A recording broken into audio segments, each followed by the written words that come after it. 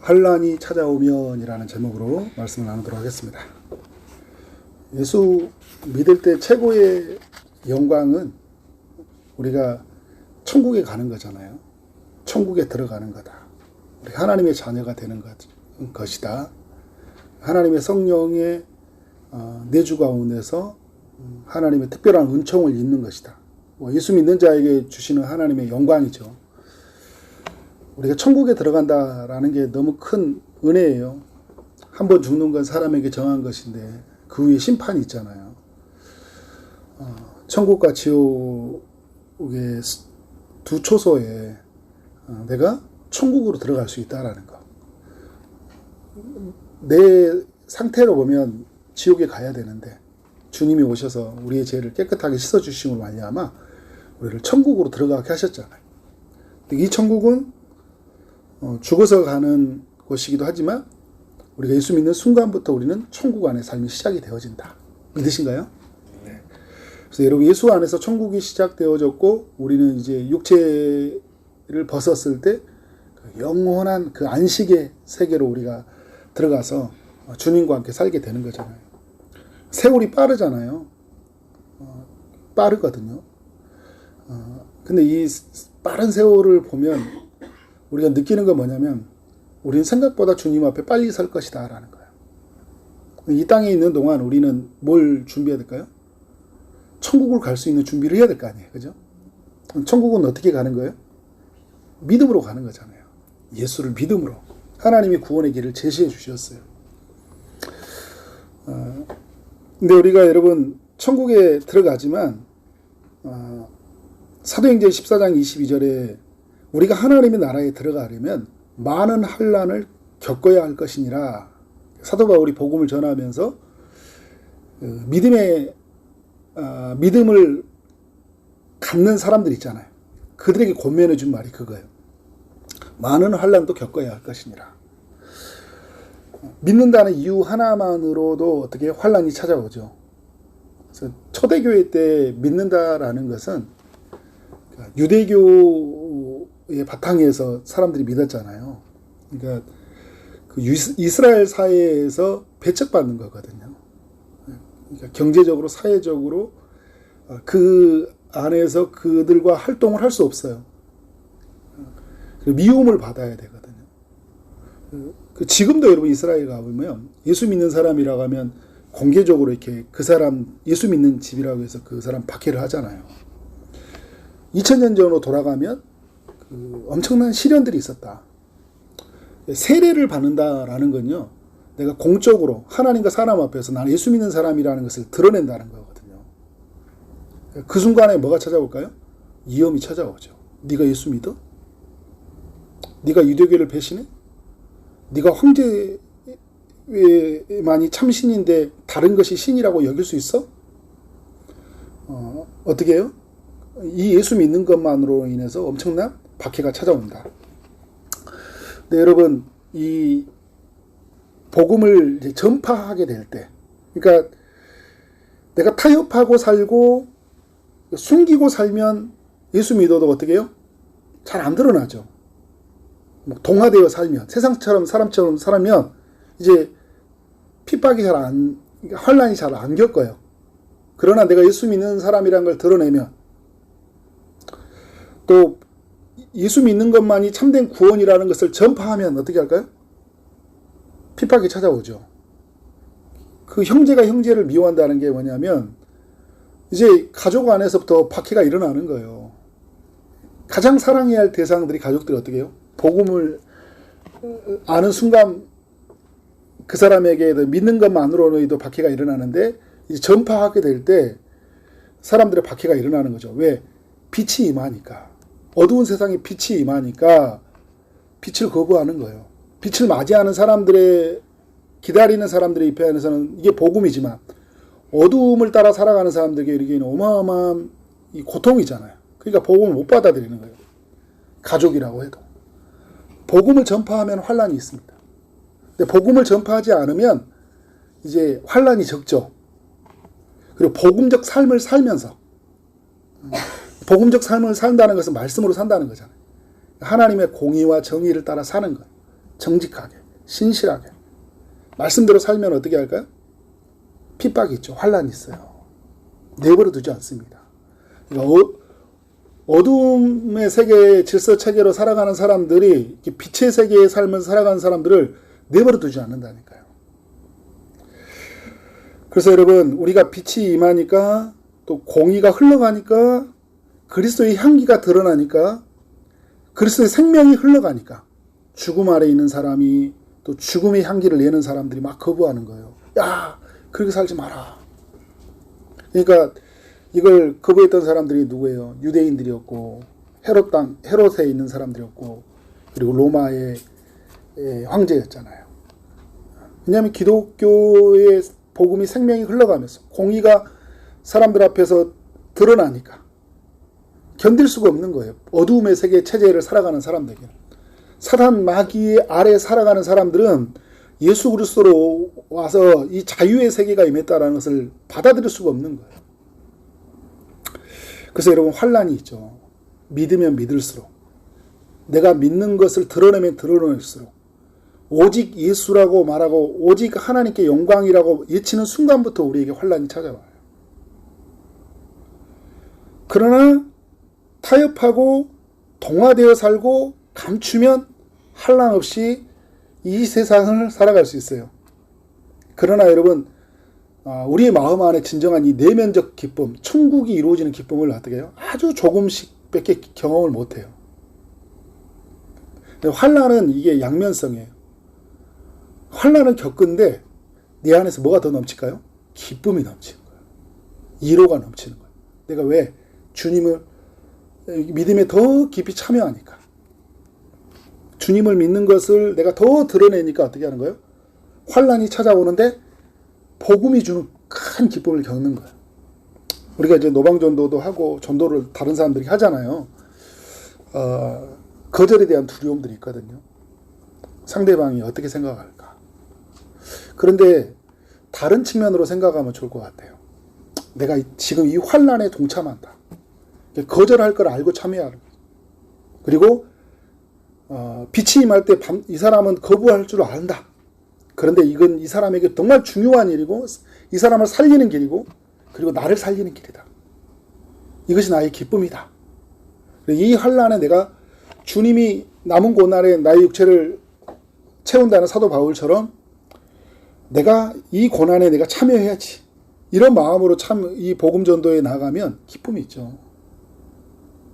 그러니까 뭐 이 지역 사회에서 사람들이 어떻게 할까? 막 복음을 전하면 막 거부하는데 어떻게 할까? 요즘에 여러분 그 전도하면 이제 지역 그 커뮤니티에 막 다 올라온다고 하잖아요. 그러니까 지금 우리나라의 그 코로나 이후에 그 영적인 그런 흐름들 이런 것들이 굉장히 많이 바뀌었다 이야기를 하잖아요. 많이 그 기독교인들이 힘을 잃어버렸어요. 그리고 세상이 예전에도 기독교를 만만하게 생각을 했는데 더 만만하게 생각합니다. 근데 저는 그런 것 같아요. 빛을 더 드러내는 사람들이 없다. 타협하고 동화되어 살아가니까 더 만만하게 보고 산다라는 생각이 들어요. 싸우라는 이야기는 아니거든요. 복음이 무엇인지를 정확하게 드러내고 살아야 된다라는 거예요. 근데 여러분, 환란은 지금까지 계속 있었어요. 믿는 자들 안에. 그리고 언제까지 있을까요? 주님이 오시는 그날까지 있어요. 오늘 말씀에 보면 14절부터 18절까지 이 이야기는 어떤 거냐면 그 14장 초반에 나왔던 이야기예요. 예루살렘 성전이 무너졌을 때 찾아오는 환란이에요. 이제 예루살렘 성전이 무너진다라는 것은 이제 구약의 여러분 언약의 상징이 뭐예요? 할례잖아요. 그런데 신약에서 예수님 만나면서 할례가 없어졌거든요. 성령의 인치심으로 우리가 구원받았다. 약속의 증표잖아요. 성령의 인치심. 그리고 하나님의 백성들이 모이는 곳이 어디였어요? 성전이었잖아요. 그런데 예수님이 내 육체로 다시 세운다고 이야기하시면서 이 성전은 무너진다 이야기를 했어요.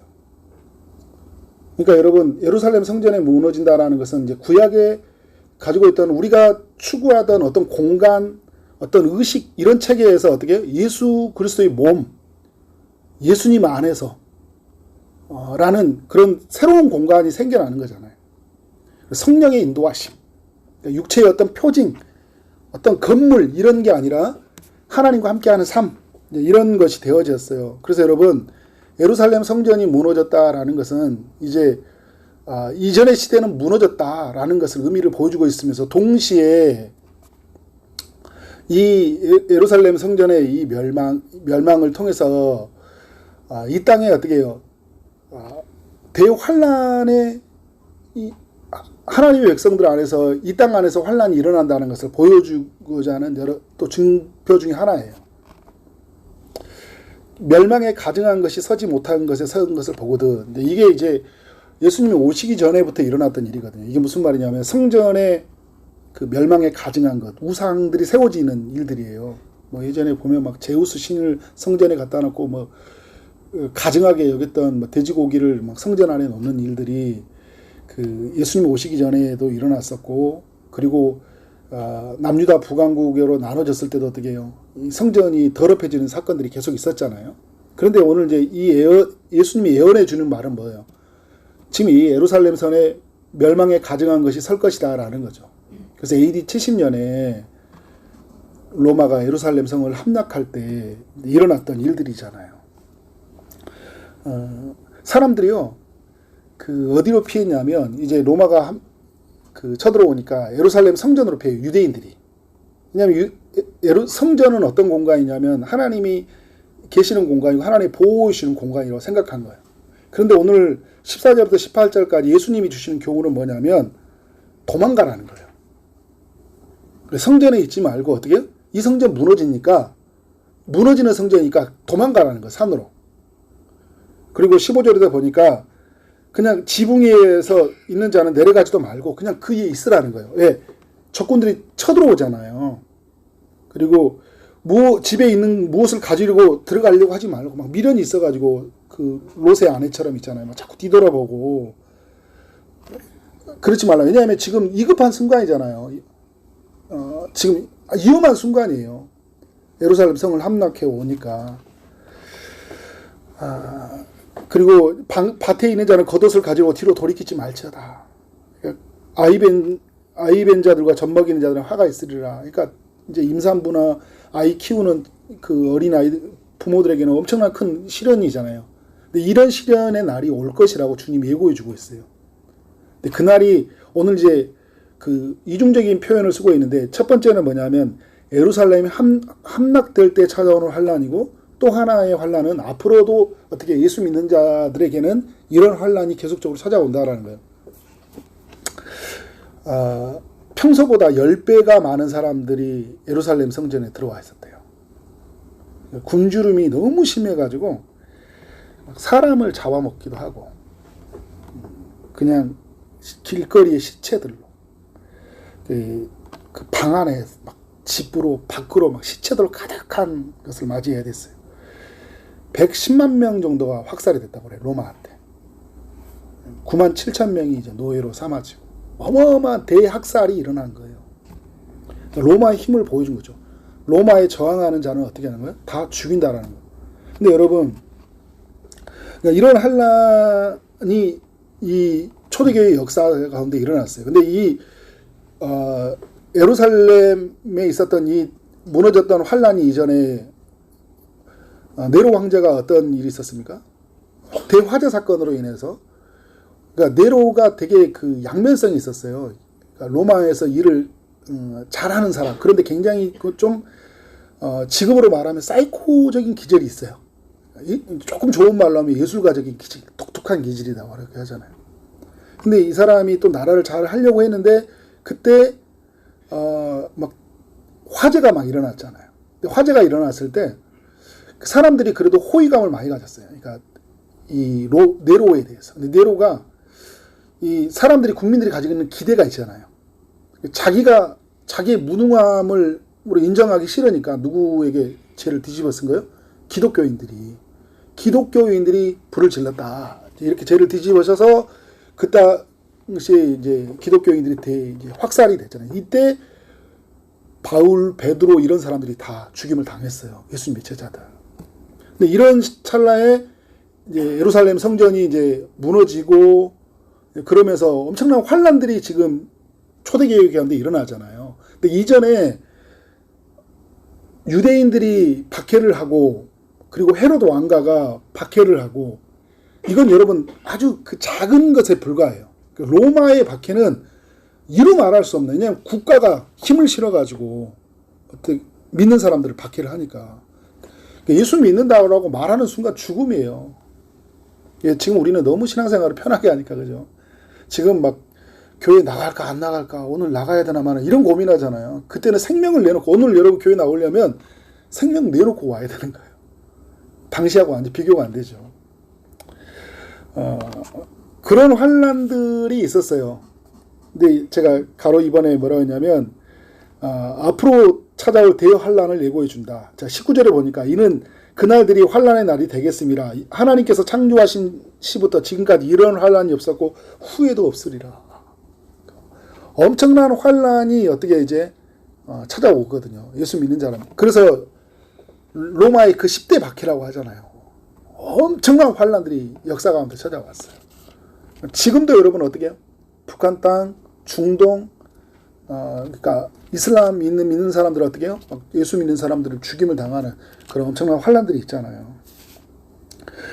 사자의 밥이 되고 또 예수 믿는 사람들 시신을 기둥에 세워가지고 등불로 만들고 황제에게 절하지 아니하면 황제가 주는 어떤 그 황제에게 절을 하면 경제 활동을 주었는데 황제에게 절을 하지 않으면서 경제 활동을 할 수가 없고 그래서 되게 힘들게 그 예수 믿는 사람들이 살아야 했어요.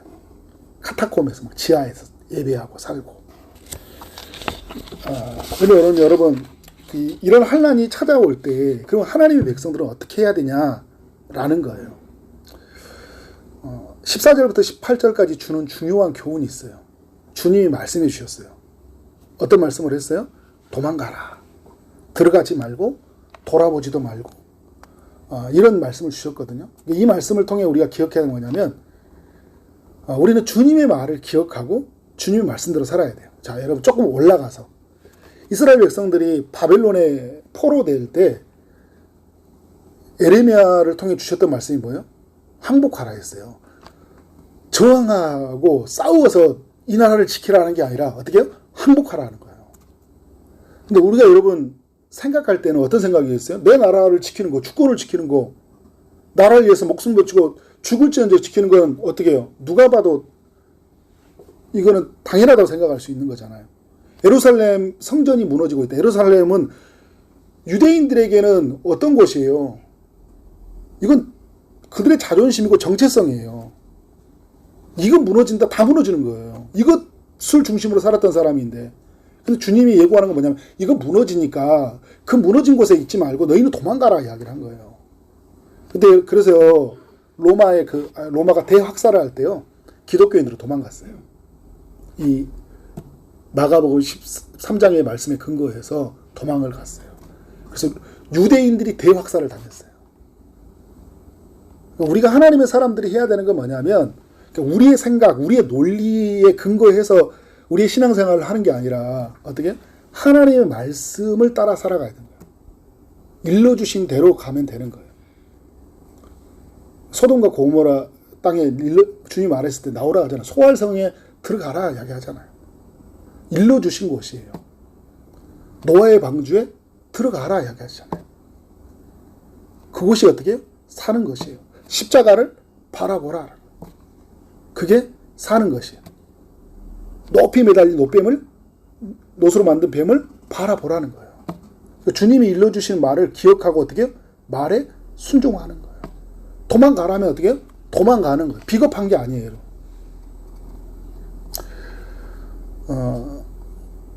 그런데 그 이스라엘 사람들이 그 말을 듣지 못해서 왜냐하면 예수님을 하나님으로 인정하지 않았기 때문에.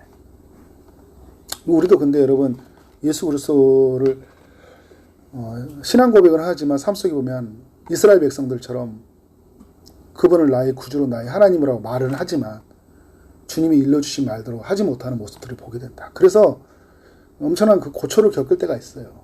이게 여러분 이것을 자처한 고난이라고 이야기해요. 그러니까 하나님 믿는 순간에 우리가 환난이 있지만 어떻게 환난에서 주님이 피할 수 있는 길들을 또 주시는 하나님의 일하심들이 있거든요. 그래서 20절의 말씀을 기억해야 되는데 20절에 이런 이야기 하고 있어요. 만일 주께서 그날들을 감하지 아니하셨더라면 하나님이 일하지 않았다면 모든 육체가 구원을 얻지 못하는 것입니다. 그러니까 다 대환란으로 엄청난 환란이 찾아왔겠잖아요. 다 죽어야 됐어요. 예루살렘이 함락될 때 로마의 엄청난 군인으로 다 군사력으로 어떻게 해요? 다 죽임을 당하였는데 어떻게 해요? 자기의 택하신 자들을 위하여 그날들을 감하셨느니라. 그러니까 하나님이 어떤 제한적인 시간을 두셨다라는 거예요.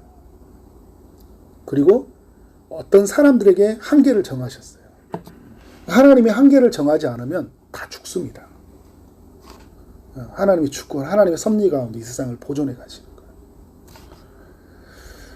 거예요. 믿는 자들을 특별히 하나님이 보호하시는데, 그러니까 제가 아까도 소돔과 고모라에서 그 롯의 가정, 소알성이라는 그 성에서 롯의 가정을 구원하시고 대홍수 때 노아의 가족을 구원하신 주님이시잖아요. 요한계시록 11장 2절에 보면 성전 바깥마당은 측량하지 말고 그냥 두라. 이것은 이방인이 주었은즉 그들이 이 거룩한 성을 42달 동안 짓밟으리라. 이런 표현을 하고 있는데 그러니까 성전을 측량을 해야 되는데요. 천사가 측량을 해야 되는데 그 성전은 측량하는데 성전 마당을 측량하지 말래요. 짓밟히게 내버려 두거든요. 무슨 말이냐면 그러니까 측량된 하나님의 보호 가운데 있는 하나님의 백성들을 하나님 친히 보호하신다라는 의미를 가지고 있어요. 그리고 이런 박해가 있을 때 42달, 두 때 반 이런 표현을 써서 1260일 하나님은 시간을 정한다라는 거예요. 그래서 어떻게? 믿는 자들을 그 속에서 보호하셔요. 박해 가운데도 보호하셔요. 주님의 보호하십니다. 그러니까 성경의 이야기들 속에서 우리는 뭘 발견해야 되는 거예요? 하나님의 보호하십니다. 믿는 자들을 보호하심을 우리는 알아야 된다.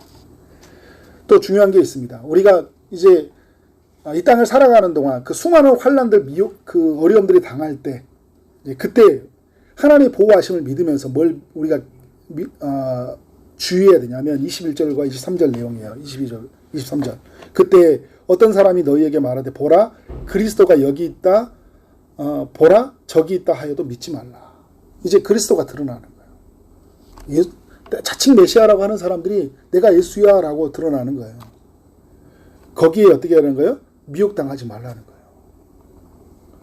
그리스도는 어떻게 해요? 하늘로 가신 주님은 다시 구름을 타고 오시니까 모든 이 땅에 초림으로 오셨을 때는 마국간에 태어나셔서 소수의 사람들만 보이셨지만 다시 어떻게 해요? 재림하실 때는 모든 사람에게 다 보이시니까. 그런데 내가 자칭 메시아라고 하는 사람들이 있어요. 그리고 거짓 그리스도들과 거짓 선지자들이 일어나서 거짓된 메시지를 가지고 이적과 기사를 행하여 막 병자 고치고 귀신 쫓아내고 뭔가 보여주니까 어떻게 하는 거예요. 그래서 저 사람이 진짜인가 보다. 여러분 귀신 들리는 거 뭐 병자 고치는 건 하나님 나라에 있는 일이에요. 그런데 여러분 그걸 삼아서 무기 삼아서 어떻게 하는 거예요? 미혹을 시킬 수 있다라는 거예요. 구약으로 돌아가. 어떤 사람들은 계속 엉뚱한 소리 하고 이상한 복음을 막 이야기를 해요.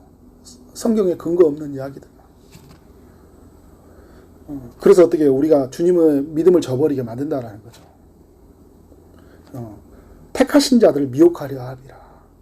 우리를 미혹해서 믿음에 떨어지게 하는 거죠. 그러니까 우리가 하나님의 안에서 복음을 붙들고 사는 삶이 아니라 복음이 아닌 다른 삶을 살게 하는.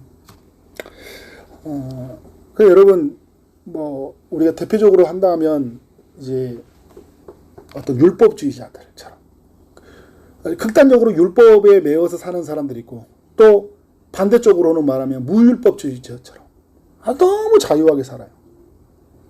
예수 믿는데 너무 자유해. 그러니까 제가 이상한 자유라고 말하잖아요.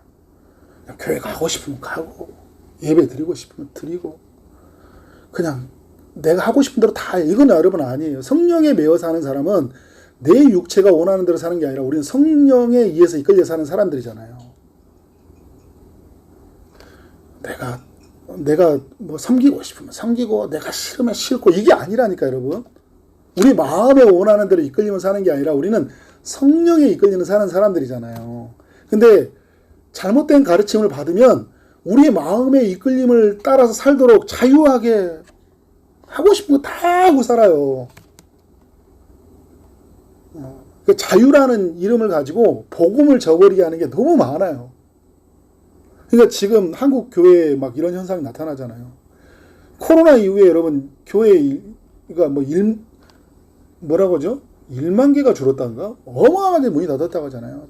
정말 새벽 예배들 보면 목사님들 이야기하니까 불이 꺼져 있는 데가 너무 많아졌고 이제 뭐 기도하는 사람들, 전도하는 사람들, 예배 드리는 사람들이 다 많이 사라졌어요.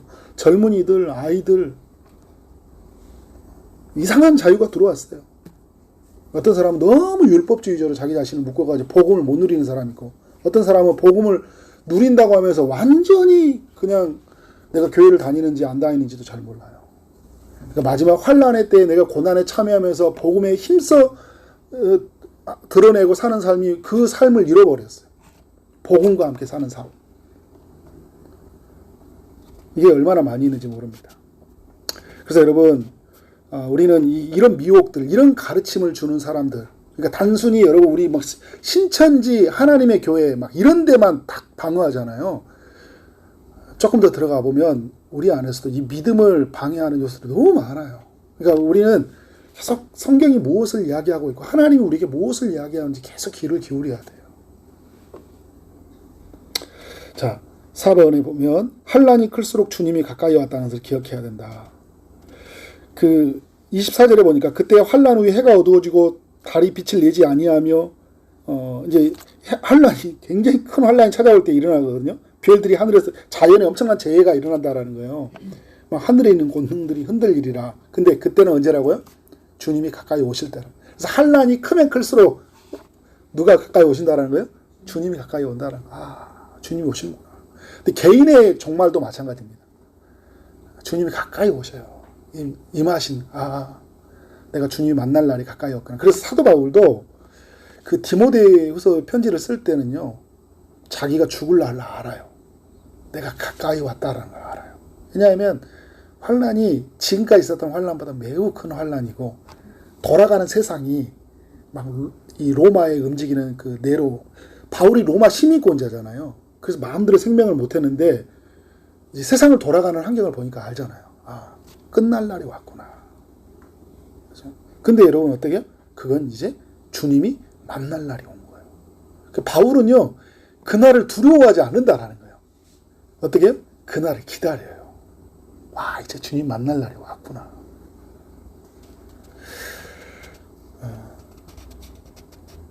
환난이 끝나는 날이 있다. 이제 우리가 있을 때 요한계시록 2장 10절에 서문학교에 주셨던 이야기인데 여러분 꼭 기억해야 돼요. 그때 서문학교에 뭐라고 하냐면 마귀가 장차 너희 가운데 몇 사람을 옥에 던져 시험을 받게 하린다. 서문학교가 되게 신실했거든요. 책망을 안 받는 교회가 서문학교예요. 근데 마귀가 시험을 한다는 거예요. 옥에 가두고 믿는 자들, 신실하게 사는 사람들이 어려움을 당하는 거예요.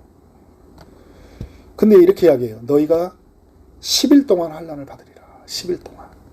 그러니까 주님이 시간을 정해놓은 거예요. 10일 동안. 그러니까 세상이 마귀가 악한 자들이 환난을 하지만 주님이 때를 정하실 거예요. 우리의 때를 주님이 정하고 계신다는 거예요. 허락해 주는 시간이에요. 허락해 주는 시간. 10일만. 그러면 뭐 하냐? 서만학 교회들에게 요구하는 게 내가 죽도록 충성하라는 거예요. 삶과 죽음을 하나님께 맡기고 오늘은 어떻게 하는 거예요? 주님을 바라보고 충성된 믿음을 가지고 살라라는 거예요. 그리하면 내가 생명의 관을 내게 주리라.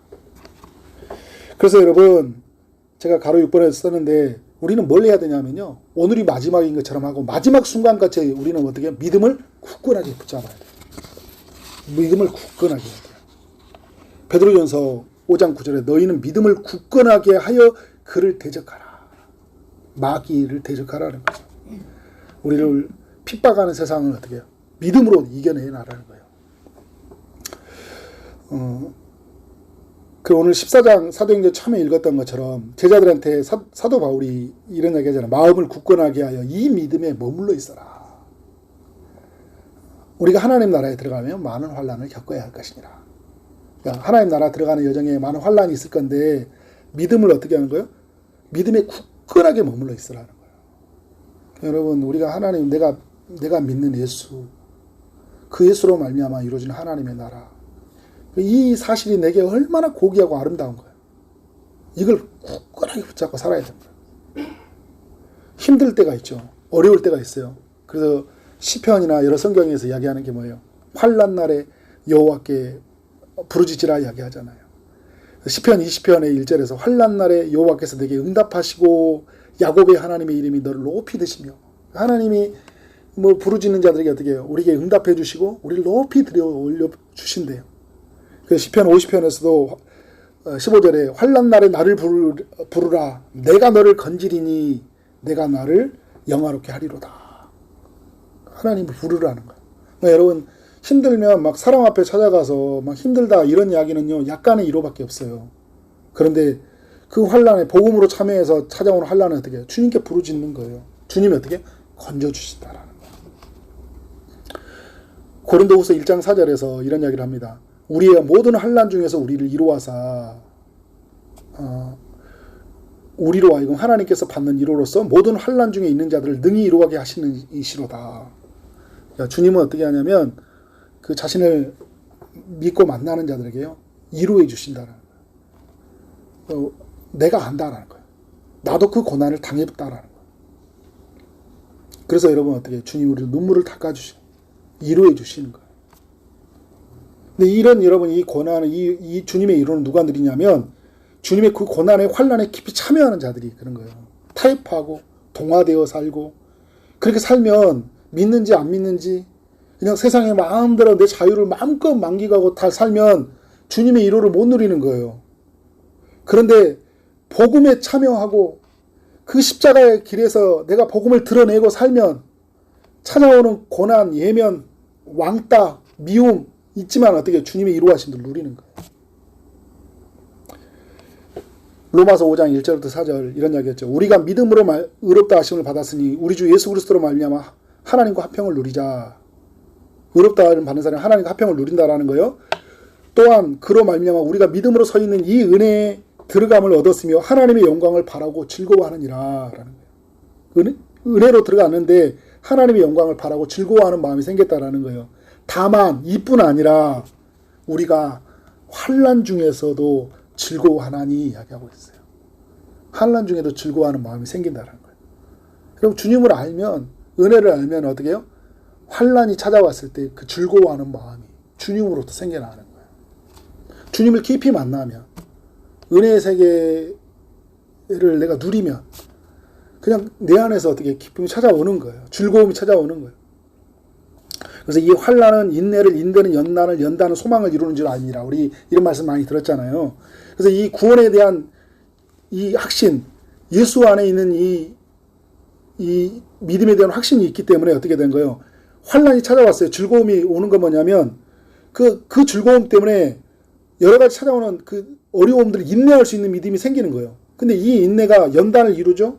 근데 연단 속에서 하나님이 먼 미래 속에서 오늘 이 참고 견디는 중에 이루실 그 하나님의 영광이 보이는 거예요.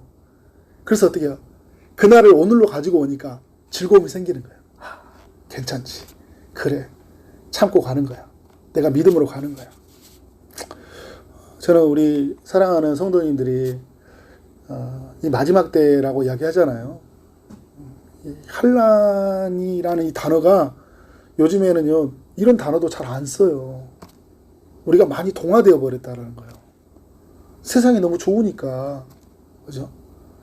뭐 고난받는다 이런 이야기 하면 우리는 고난이 빨리 지나가도록 없도록 기도하잖아요.